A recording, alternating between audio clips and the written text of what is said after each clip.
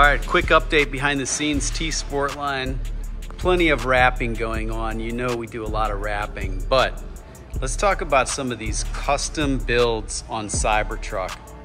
This is a Nosetec metallic green. We've painted, gloss painted all the plastic trim. That's super cool, but look at this. Green over tan, Alcantara up here, custom tin leather spec.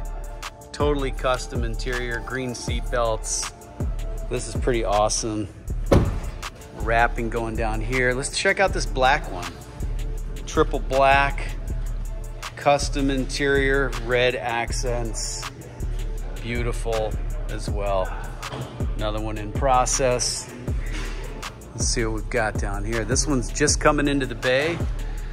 We've got 24-inch CT7s. Painted calipers, black interior, custom interior being built, full blackout. I don't know what color this is, but it's cool. Another one in the shop. This one's getting taken apart. Let's just see what's coming up next.